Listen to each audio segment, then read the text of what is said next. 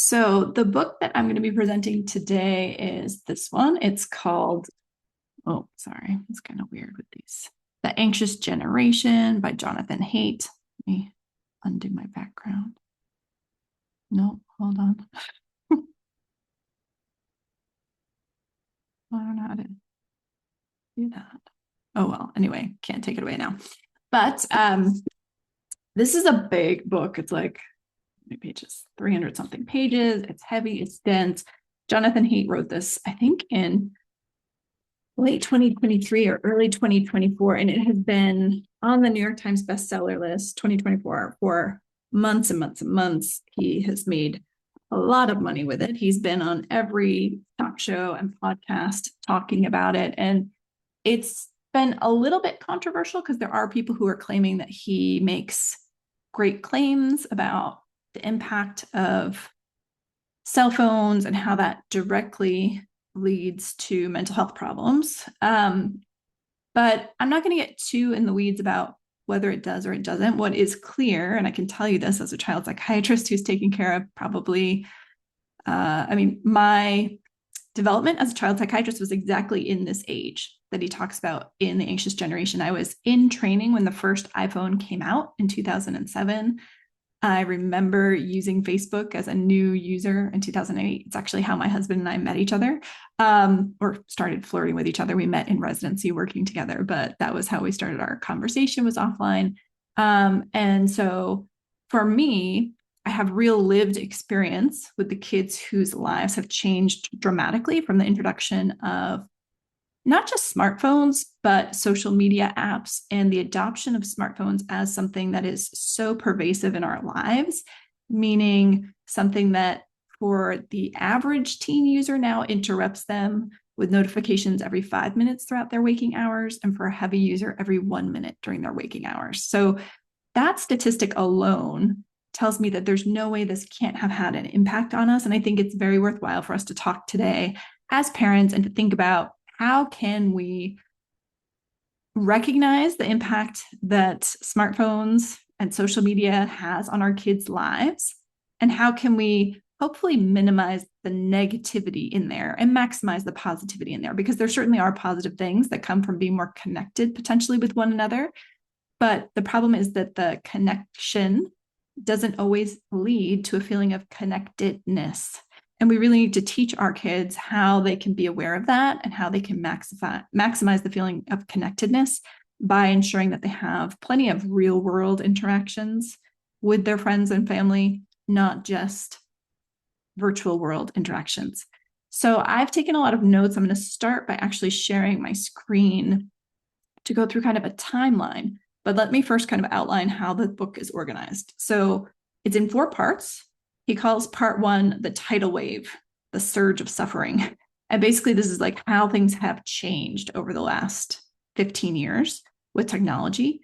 And then part 2 is all about the decline of a play-based childhood.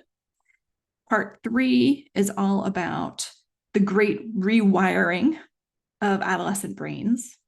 And part 4 is what collective action we can take as parents, as government entities, as school administrators, et cetera, for a healthier childhood. So those are the 4 parts, and I'm going to try to summarize at the end kind of my key takeaways of the book. So starting with part 1, which is really kind of the nitty-gritty, scary stuff about mental health and mental illness and how kids' mental illness have gotten worse in the last 10 to 15 years. I want to start with these slides about kind of the history of the internet and social media and everything else. Just checking the chat here. All right, we're good.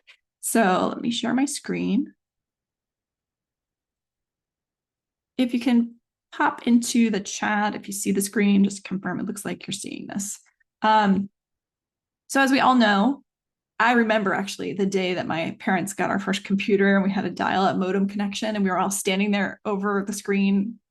We weren't this excited looking probably, but not too dissimilar. It was like, it really felt like something really new was happening, because it was.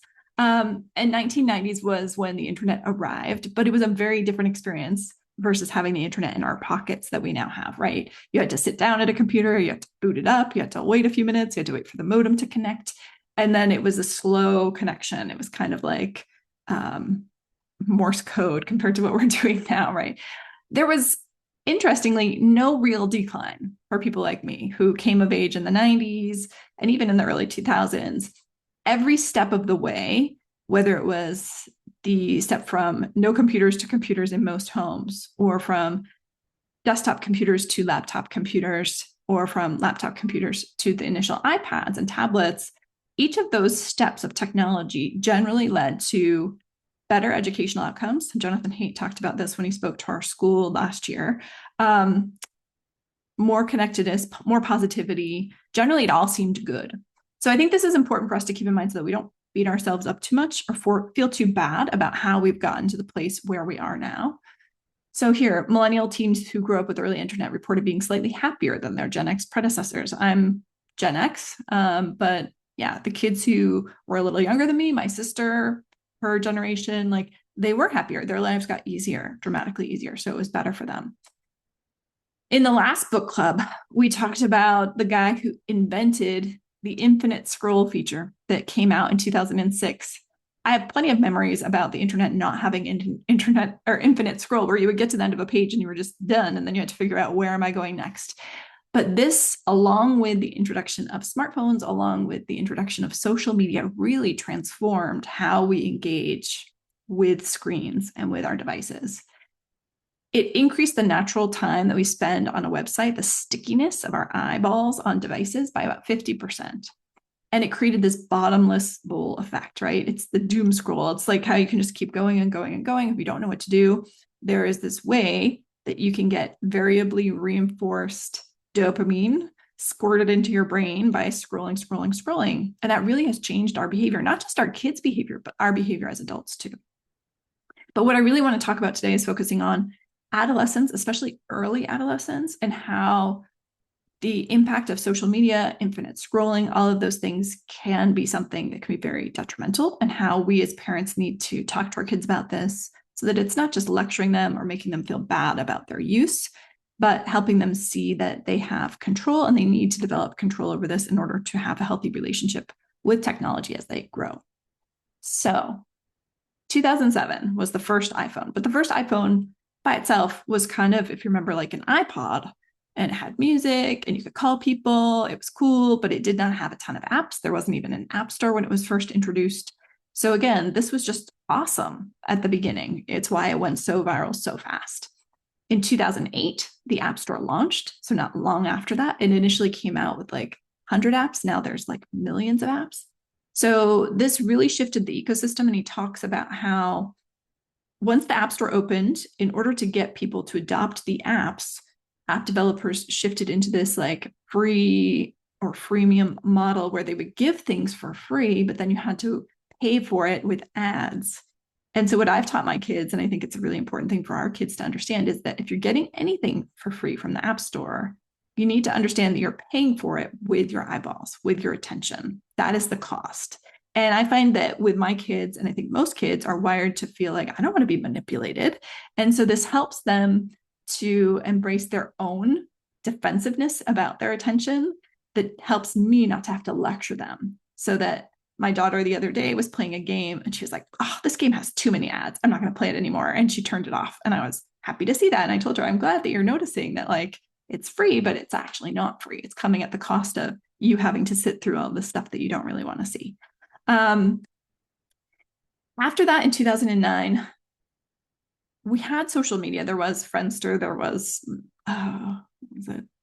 Facebook, all of these things existed, but it wasn't until 2009, this is where they introduced the like button, which is surprising. Like, I actually started flirting with my husband before they had like buttons. They had like, you could celebrate birthday with someone, or you could tase people. Remember, like, don't tase me, bro. You could do these like little interactions. But it wasn't until the like and the retweet where the dopamine that we get from feeling like, oh, people are liking what I'm posting, really took off. And this is when push notifications, where you get notified when someone likes your stuff, really came out too. And this really increased our engagement with these sites. And that was true for me as an adult. So in 2009, I was, how old was I? 32 years old. And it had that impact on me. Now, for an adolescent whose prefrontal cortices are developing, it's even a stronger pull because adolescents are hardwired to really get more dopamine than we do as adults when something feels good, and to need it more because their basal dopamine state is lower. So things feel boring to them more often. And that's why we need to understand biologically early teenagers from the onset of adolescence and puberty until their brains are fully mature at 25, they are hardwired to be drawn into all of this drama on social media more than adults are. It's nothing bad about them. It's nothing weak about them. It's just how their biology is. So then in 2010, there were two big changes. This is when the first front-facing selfie camera came out, which really changed how kids share their experiences on Instagram. And Instagram launched in 2010 as well as a mobile-only app. So again, think about parents at this stage. Parents were not launching and getting on Instagram. They didn't know what it was. And technology and phones just at that point seemed safe. So if you had given your kid a phone in 2007, which you were very likely to have done if they were between the ages of like 9 and up, probably, then Instagram comes along and what's that? Sure, you can have that. Or they probably didn't even ask. They probably just were able to install it themselves. But then kids started interacting with each other again at this very critical developmental stages we'll talk about a little bit later. And that created new opportunities for social comparison that kids didn't have before this was available. So really between 2010 and 2022 is where most of the data that he presents in this book focuses. And during this time, we've had just an incredible uptick in the adoption of use of social media by the whole world. There are now 90 million Instagram users. The average teen in 2015, this is from Common Sense Media, a very reliable source, spent 7 hours a day on screens outside of what they needed for their academic work. So that doesn't include any time that they spent on a computer or a laptop or an iPad at school. That's just their screen time on their phones and their tablets at home. And in 2015, again, in 2022, teens reported being online almost constantly, almost half of them. And as I said, one of the statistics that really jumped out at me on this talk was that when you think about how many times the notifications interrupt you throughout your day and how often teens are interrupted, the average teen, this is again old data, almost 10-year-old data that he was talking about, I think it was 2017, was interrupted with notifications from social media, not from other apps, just social media, 192 times a day, which averages to every 5 minutes. And heavy users would be interrupted every minute. So the cost of this on our attention, as well as we talked about in the last book, which was all about stolen focus, is huge. And so again, we really want to help our kids to see this as something that we're aligned with them to fight and to combat, rather than them feeling like we're judging them or criticizing them for their use, because it's not their fault that these things are addictive and are designed by default to want to capture as much of our attention as possible. That's how they come out of the box. We need to teach ourselves so we can teach our kids how to limit that impact and that drive to capture our eyeballs. So I'm going to stop sharing here and come back to my notes, and I'll come back to this in a minute.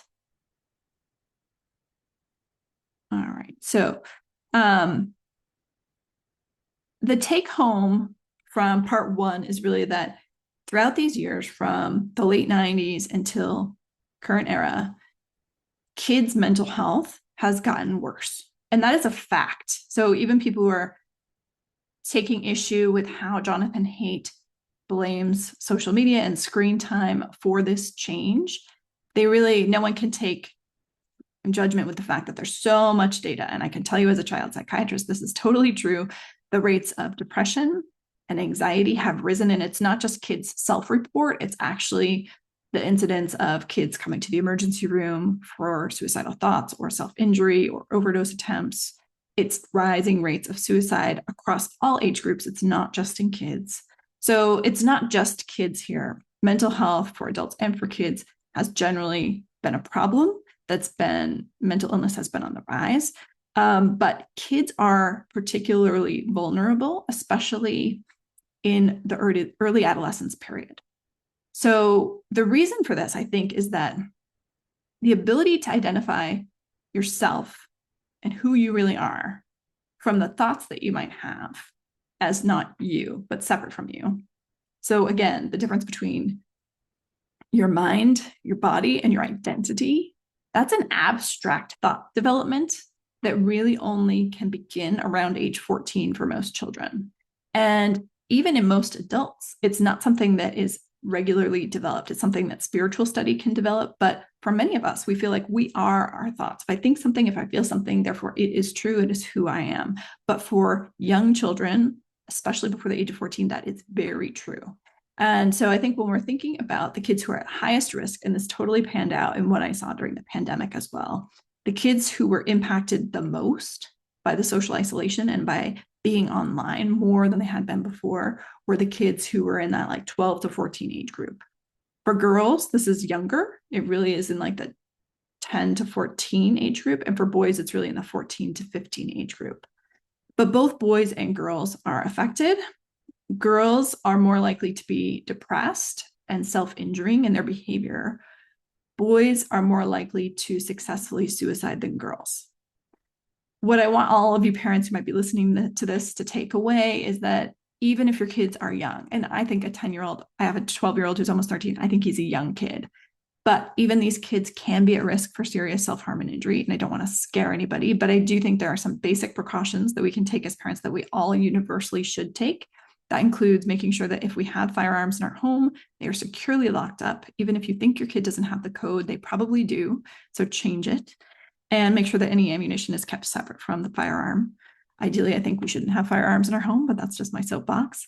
And then medications. So I have seen kids who have had near fatal overdoses on things that we have in our medicine cabinets, like Tylenol, aspirin, Benadryl. These are things that we should not keep in large quantities. And yet in our country, you can go to Costco and get enough Tylenol in a bottle to kill probably a dozen people. So we have to be careful with this stuff. And I don't think it's an overreaction to keep medications like that in a locked box that only you have the key to.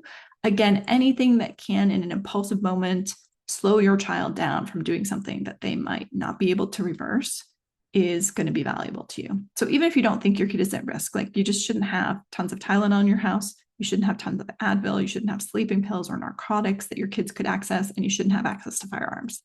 That's my soapbox about suicide risk. My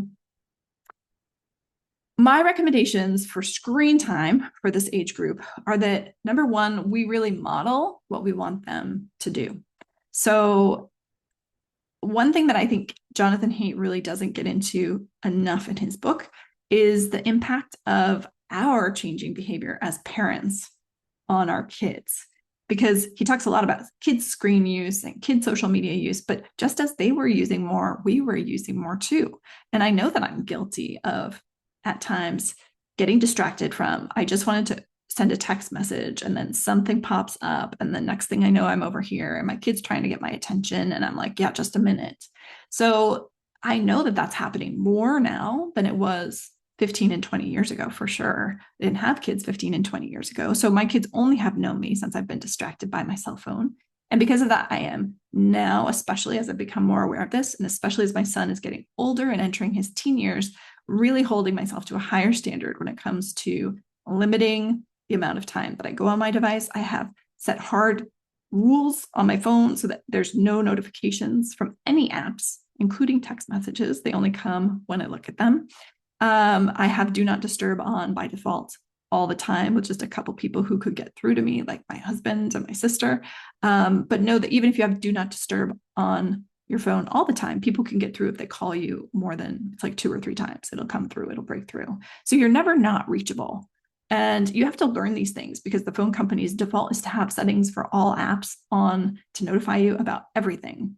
And I also think that it's important that we teach our kids these things. We really have to educate ourselves. Before age 10, I think kids really shouldn't have any unsupervised screen time. You should definitely know what your kids are able to find on their devices. And I would strongly encourage you to have rules about, like, you can only use this device in this place where I can see you, and rules that you need to impose on your child about screen time limits. From ages 10 to 14, I think this is really the age where we need to include our children and shift slowly, very slowly, from being the rule maker about those things to enabling them to self-control their use. Because ultimately, our goal when they are 18 is that we are launching a young adult out into the world who has the skills to self-regulate their use. And I can tell you, as a child psychiatrist, there are plenty of college students out there who have not learned these skills, who have not learned how to put themselves to sleep without spending hours scrolling endlessly on social media. And why? Because something like 73% of kids have their devices in their rooms as they're going to bed. And that's what they've been doing since they were 12, 13, 14 years old. And they do not know how to put themselves to sleep without scrolling on their phones. And many adults I talk to do the same thing. So again, getting to that modeling, I think one of the things I've shifted in the last year is to have my phone go to bed. And I literally put it in its little charging station dock outside of my bedroom. And that little shift has been really powerful for me because I don't scroll anything before going to bed. I have like a wind down routine now that doesn't involve any screens. And when I wake up to an alarm clock if I need one, and I don't instantly go to my phone because I was, like many of us, using my phone to wake up. And that then leads you to this slippery slope of, oh, then I have an email, and then look at this text message, and oh, let me just get on this Instagram and see what this person liked, right? I mean, even our adult brains are susceptible to want that dopamine hit. And so there's many tricks that we can do to teach ourselves how to do that. So maybe you do that first, and then you talk to your child about the change and what you feel and what you notice so that they can learn from you without feeling lectured by you. So again, ages 10 to 14 needs to be so many conversations about screens, social media, stuff that they can find on the internet. And I think as parents, we need to make sure that we're not letting them interact with the general public through any video games or other things. If they play something where you know a certain friend, that's probably okay. But I would encourage you not to let your kids have access to, what is that? Discord and all those things where they have access to the entire universe. Help them also build self-control by modeling it yourself and talking to them about what you do and helping them brainstorm how they can limit their own use. From age 14 and up, again, you need to have so many conversations. But this is where we really want to build up their ability to regulate themselves. Basically, we want to step into a consultant role and let them know I'm here for you if anything gets tough online, and to stay curious about what they're doing. And when they have difficulty or when they get into trouble, which they will, not to judge them or get angry or to freak out, but to say like, wow, that's really hard, empathize with them and help them problem solve with you how they can get out of this tricky situation or how they can deal with this difficult situation that's come up online. And from ages 16 and up, this is where we really need to shift into a pure consultant role and confidently hold on to the idea that they can develop these skills and they will develop these skills. We don't want to lecture them. We want to use techniques from a field of psychology called motivational interviewing, where if they're having a hard time, we just kind of reflect back what we're hearing and say, that sounds really challenging. And then ask them, what would it be like if that were different? And then see how much buy-in do they seem to express about wanting things to be different. And then ask them, what's the one thing that they might do or try to see if they can take one little step towards that new way of being. So again, we want to model our own use of our phones and social media for our children. We want to, if we can, keep our phones in a room other than our bedroom and encourage our kids to do the same from the time that they get their first phone. And same with iPads. Ideally, they don't have any devices in their rooms, although I have to admit, my son now has a gaming thing in his room, but he's very good about turning it off. We want to be careful to not just scroll, like be aware when the infinite scroll is drawing you in and talk to your kids about it. Be like, oh man, I just lost 15 minutes or I've been here for 30 minutes on scrolling. I need to put the phone down. Like let them know that you're aware that this is a problem that happens to you too, so that they can raise their own awareness about that. I would encourage screen-free meals or screen-free evening time, or have some time during your day where everybody's screens are off and you're just interacting with each other in real life. And I go out of my way, as we talked about in the very first book club, I think, which was called the Family Board Meeting, to have one-on-one time each quarter with my children where we spend half a day together, no screens, And that's really valuable too. It doesn't have to be that long. You could do it in shorter blocks more frequently, but having some interactions with us, ourselves, our spouses, our friends, our kids, and modeling that is also really important. So getting back into the statistics, I don't want to get too into the weeds. The bottom line is depression rates are up 145% in high school girls between 2010 and 2022, and 161% in boys in the same time period.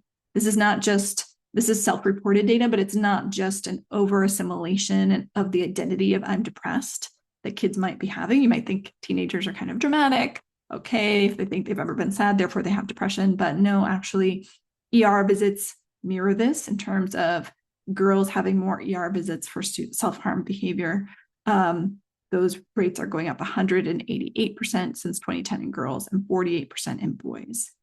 Suicide rates are up 91% in boys and 167% in girls.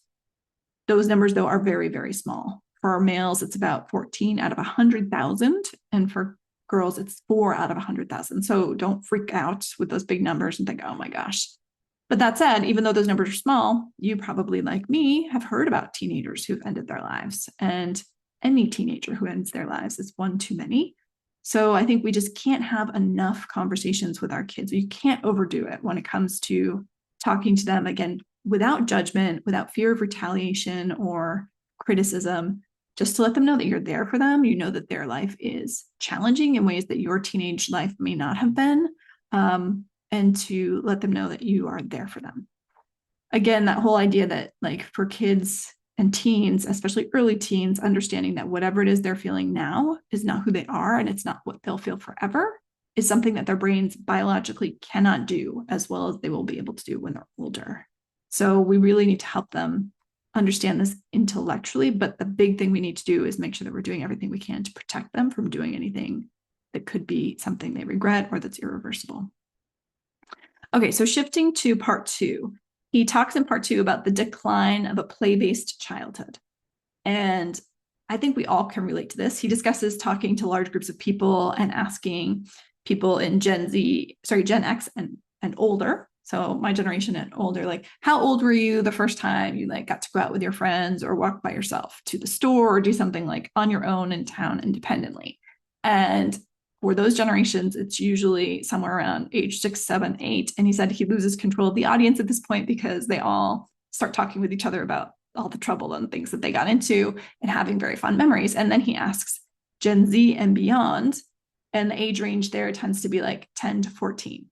And this correlates with general parenting polls today, which say that the majority of American parents feel that children shouldn't play alone in their front yard unsupervised until they're at least 10 years old. They shouldn't stay home alone until they're 12 years old. And they shouldn't go to a public park alone until they're 14 years old. I don't know about you. There certainly are kids for whom those ages would be appropriate. And I don't like any blanket statements because every kid is different. And so I respect you and your understanding of your child and what they're capable of. There's plenty of 18-year-olds who developmentally can't be home alone. And then there's plenty of 8-year-olds who developmentally can be home alone. So I just think it's interesting that there's clearly been a shift. And I know that if you're of my age, I'm going to be 48 this year, that when you were a kid, parents would not have looked at your parents with any judgment if they left the kids home alone for a little bit to go to the grocery store and do something. And certainly when I was a kid, we were just told to go outside and play and not come home until it was dark. Our parents did not want to deal with us. And so we've had this shift where parents are spending more time working and more time in direct supervising of their kids' play. And that means we feel like our kids are less able to safely play on their own. And in that process, we've really robbed them of something important, which is what this whole section of the book is about, which is the ability to play freely and to learn from that play. So in this part of the book, he talks about the fact that kids are naturally anti-fragile. And that means something different than resilient. Anti-fragile means that challenges actually make a system stronger. So the classic example of something that's anti-fragile is your immune system, but he talks about your emotional and psychological systems as well as being anti-fragile. And he gives the example of, I guess, this thing called I think it was called the Ecodome. It was basically supposed to mimic life on Mars, this totally self-contained biodome in Arizona, where they planted trees and the tree should have had everything they needed, but they fell over at a certain point because what they were missing was wind. And the challenge that wind brings to a tree creates stronger wood. And without that, when the trees reach a certain height, they would just topple because they weren't strong enough. And basically, I think this is a great analogy for what's going on with our children now, because they are not challenged as much in their social interactions with each other.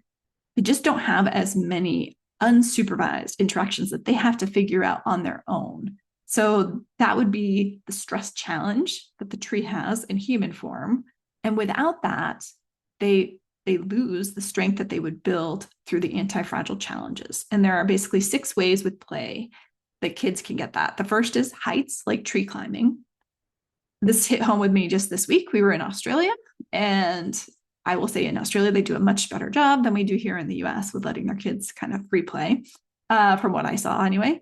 We saw some girls who were younger than my almost 9-year-old daughter, and they were climbed up in a tree, not very high, tall, like maybe 4 or 5 feet in the air. And my daughter saw them and she was like, how did those kids get up there? And I was like, well, they climbed it. And she's like, how? And I realized my 9-year-old has never climbed a tree. The second is high speeds, like fast slides or swings. My kids do like those things. That's good. The third is dangerous tools, hammers and saws. My kids have very limited experience with that. Even at their school, they use a hot glue gun, but they have to be careful with it. They have to be a certain age to be able to use the hot glue gun without supervision, all these things. But there are, I think in Scotland, there's some public park where they literally just leave like hammers and nails and saws, and they like let the kids play with those things. I can't imagine that flying in the US, where we are such a litigious society that has led to clamping down of all this stuff. I mean, he gives photos in the book of a playground that's very unsafe from like the 1950s, but then he shows the current playgrounds where it's hard for kids to get injured at all. And then the fourth is dangerous elements like fire. The fifth is rough and tumble play, like wrestling, or kids need that. They need that kind of rough and tumble play. They need that kind of rough tag. And my experience when I see parents seeing kids engage in that is we stop it, right? It scares us. We're like, no, don't hit, don't do that. But really, that's a natural part of childhood. And the sixth is disappearing, hiding, wandering. That's the thrill of hide and seek, right? And often we squash that as well. And I'm not saying you should let your kid go play hide and seek at Disneyland in a busy crowd, but maybe when you're just walking down the street, you don't need your child to be within arm's length of you at all times. Maybe it's okay if you trust them, if they're developmentally able to safely navigate the streets with your close presence, but not 3 feet away presence, like let them step a few feet away from you. Too often, I think we hold on too tight, and that actually leads them to want to run ahead or do dangerous things just to separate and individuate from us. Whereas if we give them that space and freedom and trust that they'll come back, we build their anti-fragility, we build our trusting relationship and the respect that we have for one another. So there was a quote that we want to see bruises, not scars. And I thought that was really great too. Like we want our kids to be able to play. Kids naturally will test their limits of safety in ways that aren't dangerous for them. Are some kids going to sometimes like take it a little too far, fall and break a bone? Yes, that's going to happen. Is that the end of the world? No. And he basically talks about how the shift to a screen-based childhood versus a play-based childhood is robbing kids of experience. And really, it's experience, not information, that is key to emotional development. And he gave this analogy, which I thought was great, which is infants watching iPads, showing people walking, are never going to learn to walk. The only way you can learn to walk is by trying to walk and falling down repeatedly. And are you going to get hurt in that process? Yeah, a little bit you are. Could some infants fall down the stairs and get really hurt? Yes, they will. But it's just, you can't replace the experience with something that's informational only. And that's so valid. And it's so relevant to so many other aspects of what I think is often missing in our kids' development now compared to 20, 25 years ago. So since the 1990s, there's been a rise in virtual world relationships and online relationships and connection without connectedness. And he talks about 4 ways that the real world differs from the virtual world, which I also think is very salient here. The first is that real world relationships are embodied. We actually see the other person. And so much of communication is conveyed by tone of voice and body language and not just the words. So a lot of our kids are mostly communicating with their friends just from text messages and emojis, which is missing a lot of vital information. The second is it's synchronous. When we're talking with someone in real life, we're seeing how they respond in real time. And that's an evolution, right? Like if someone says something that hurts me, initially I'm going to be like, what the? But then if we can talk about it, eventually I will come to a place of hopefully understanding and calmness. That's missing in the virtual world, right? Because it's not synchronous, it's asynchronous. The third is usually in real life, your relationships are one-to-one or one to several, but not one to millions or one to thousands. And online, it can be. You can go viral, that's the goal, and then you're one to hundreds of thousands. The virtual world relationships are different because they're disembodied, they're asynchronous, they're one to many, not just several. And the fourth thing is in real world relationships, there's often a high bar for entrance and exit from that relationship. In order to have real connectedness with someone, you have to really put in some time and some effort and build their trust. And because of that high bar to enter, there's also a higher bar to exit. If someone you've been friends with for years is hurt, it's not likely that you're going to tolerate them just like, saying, I'm done with you, I'm walking away. You're going to be like, hey, come on, what are you talking about? Like, let's talk this through, right? In the online world, that's very different. There's a low bar to entry and exit from the connections.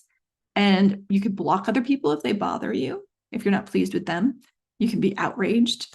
And communities can be very short-lived for this reason. Relationships are essentially disposable. That whole term of ghosting arose only after this virtual relationship world began to exist.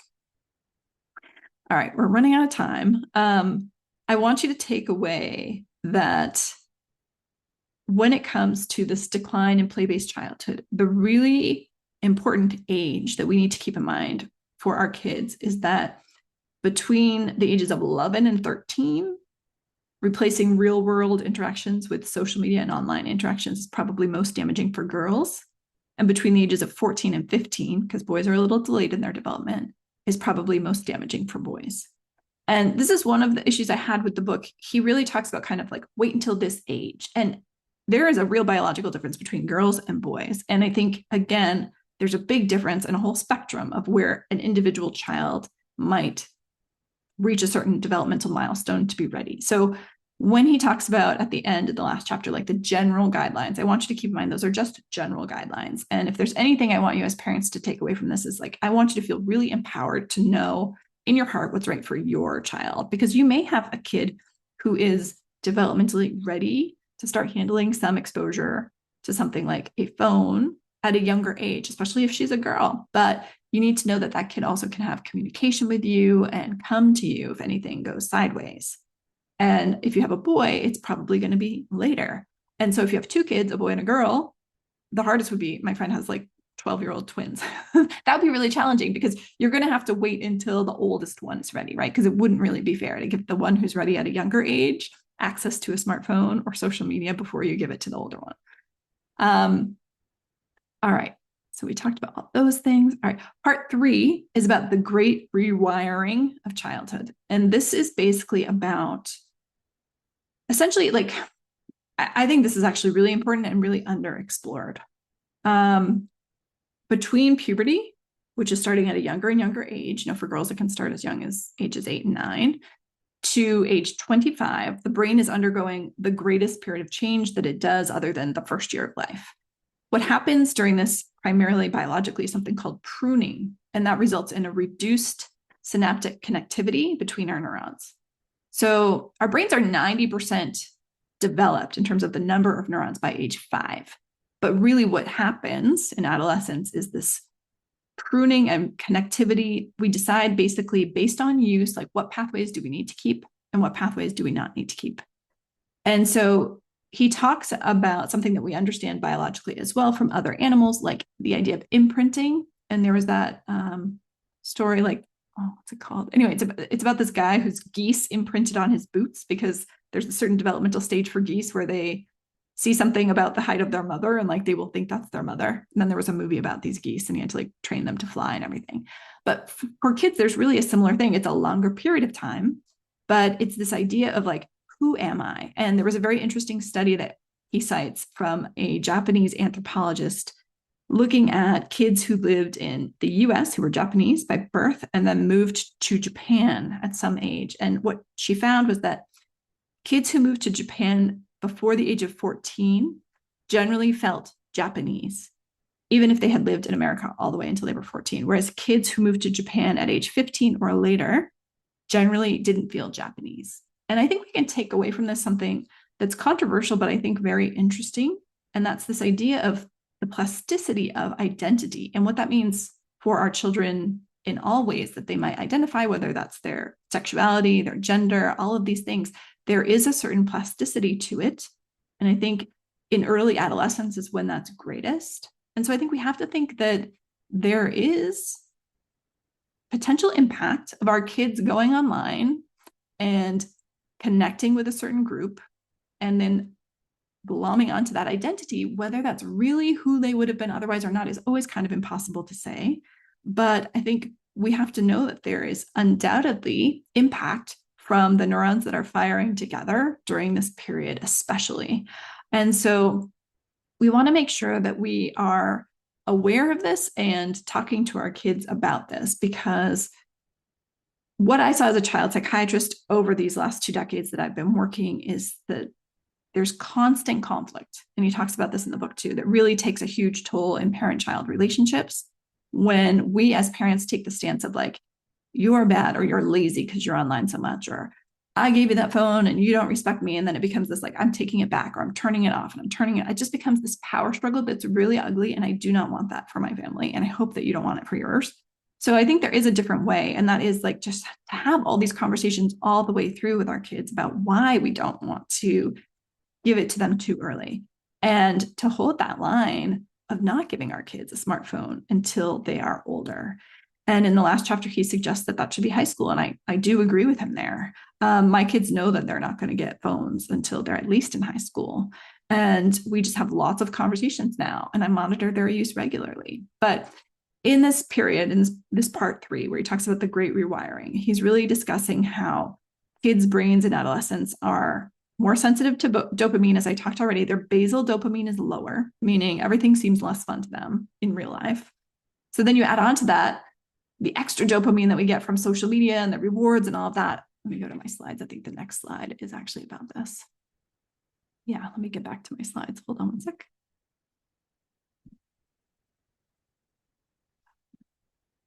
All right.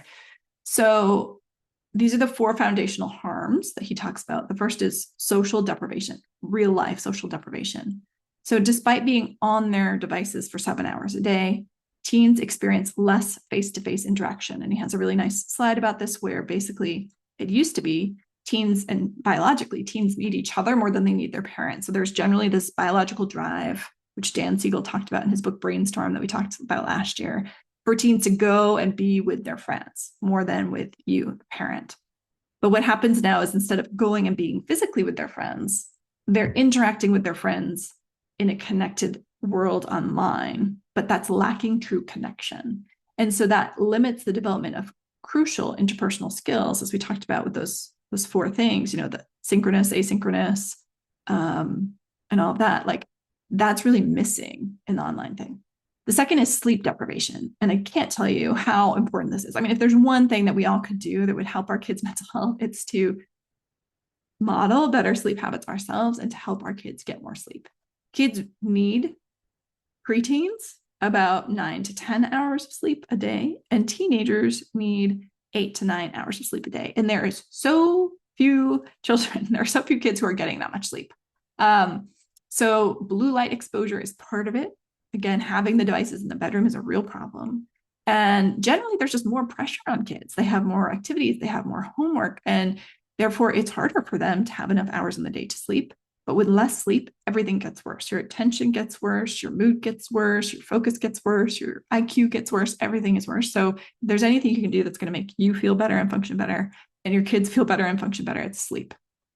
The third is attention fragmentation. And again, last month's book club was all about this. And I already said, like, heavy teen users are interrupted once per minute during the day by notifications from social media alone. And regular teen users are interrupted about every 5 minutes. And then the addiction pathways. So a certain percentage of people are going to be wired to become addicted to things that otherwise are just dopamine surges that most of us fight and feel like it's our problem and that we don't have enough willpower to take care of it. But some people are wired to really become dependent on that. I think the next slide is got, yeah, here. So this is a book that I want to present next year in the book club. It's called Hooked. And basically, Niriel, the author, talks about how to build habit-forming products. And this was what all social media companies and Google and all these things wanted and have done very, very well. The first is to start with an external trigger that leads us to take an action that gives us a variable reward. This is really important. So if you push a button and you get a chocolate every time, that's less reinforcing than you push it sometimes 20 times and you get no chocolate, and sometimes one time and get 20 chocolates. It's like slot machines, right? So variable reward is the most reinforcing, the most habit forming, the most likely to lead to repetitive behavior that leads to addiction. And then investment locks you into eventually not needing the external trigger anymore, but being internally triggered. And this is what happens with us, with social media, right? Like initially it was like, oh, that was fun. I got a bunch of likes, but eventually it becomes you are yourself wanting to put stuff out there so that you get the likes. It's not that someone's making you do it. You want to do it yourself. We talked about this. We talked about sleep. All right, we're almost done here, but this is like the bottom line. I want you to know that teens are wired to define themselves. They're searching for their identity. And they get angry if they feel like that's being manipulated in any way other than their own drive. So I think this is something we can definitely use in our favor as parents when talking to our kids about their use of phones, about our limits of phones on social media and all of those things. And we can teach them how their phones are manipulating them to activate them to want to take action and set their own limits rather than lecturing them. And that's going to be so much more effective than fighting with them and lecturing them. All right, getting back to the last bits here. The part 4 of the book is the collective action that we can take for a healthier childhood for our kids. The first is something that we don't directly have control over as parents, but we can certainly lobby lawmakers, and that is he proposes social media sites should have a minimum age of 15, not 13.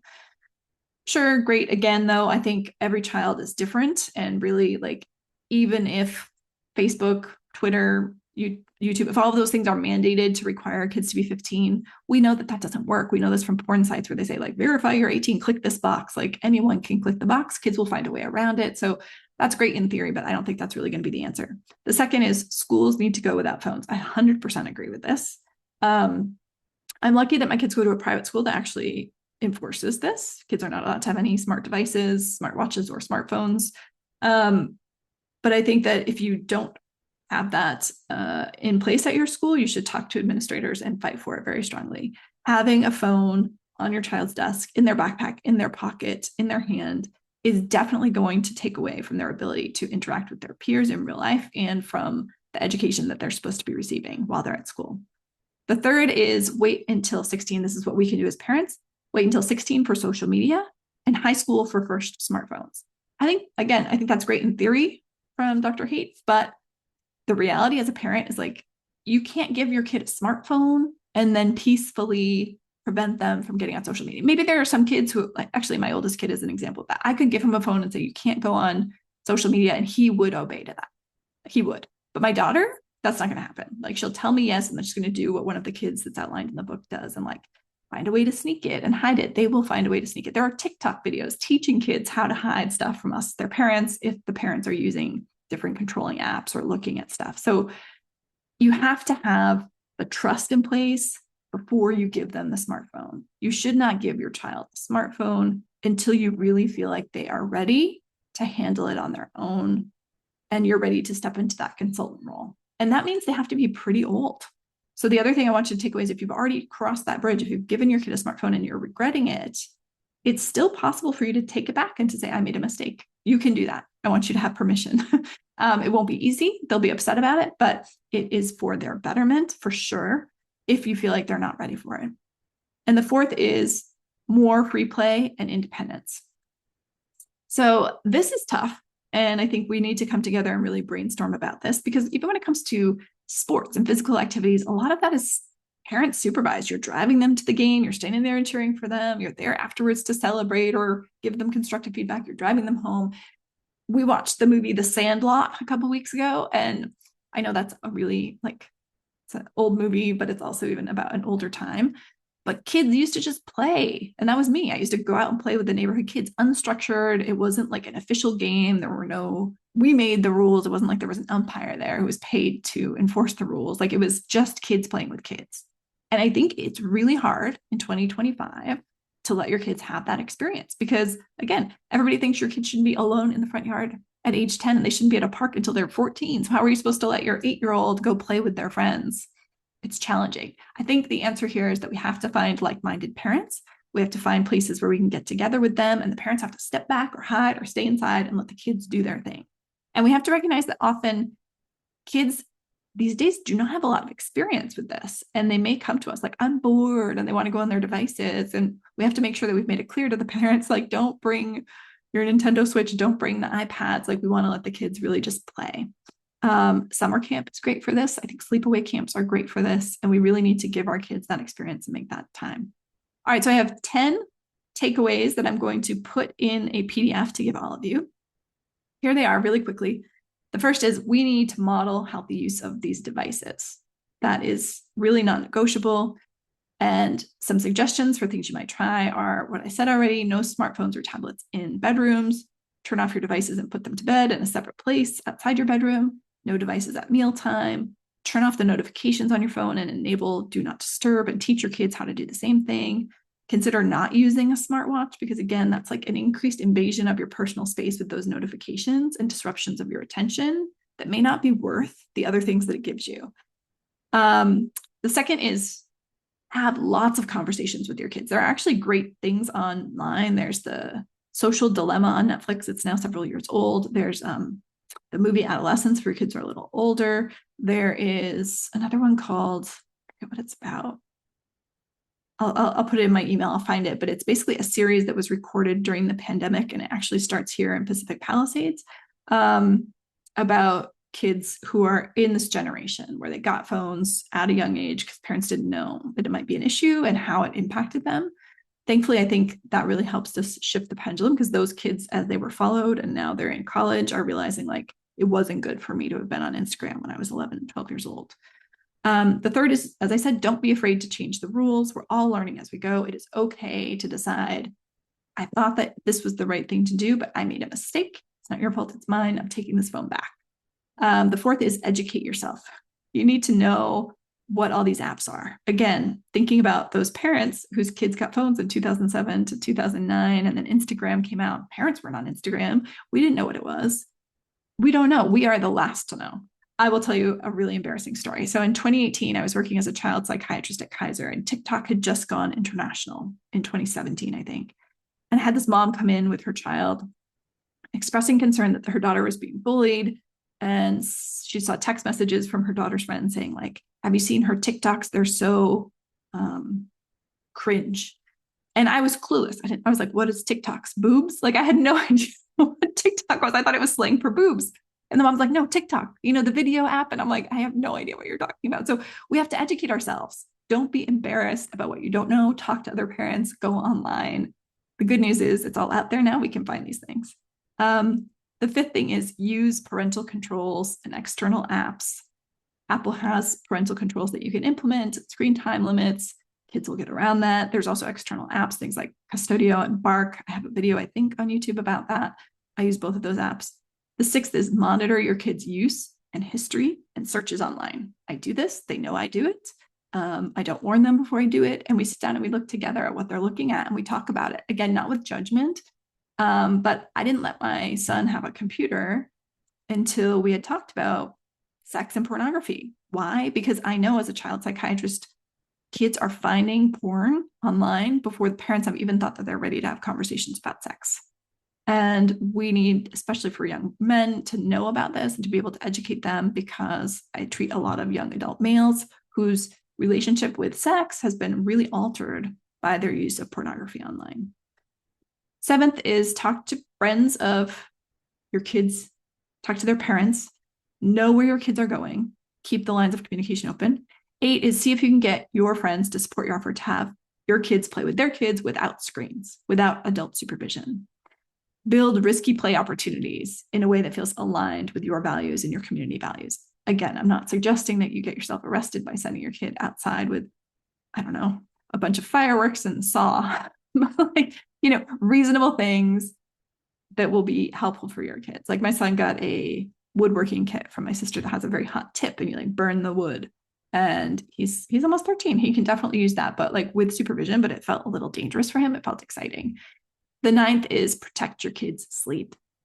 Have a dark room, no screens for an hour before bedtime, have nighttime routines, model this yourself and teach it to them from a young age. And the 10th is don't let your girls have social media before age 13, please. And don't let boys have it before age 15 in general. Again, blanket statements, but in general, those are good average guidelines. And girls might be able to handle smartphones before boys. All right, so that's it for today. If you guys have any questions, still sharing my screen? No. So if you have any questions, if you're still here, you feel free to put it in the chat.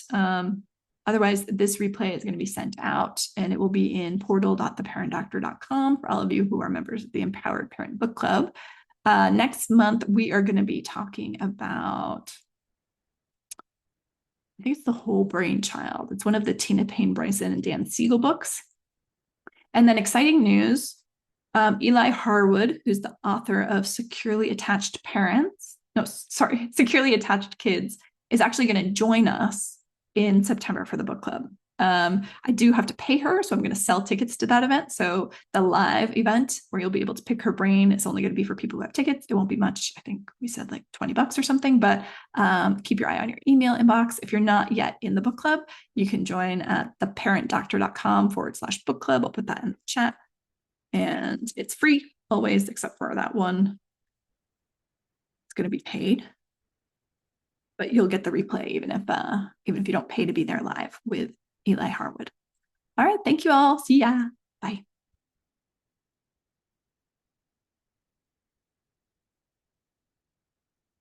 Thanks, Lisa. Talk to you soon.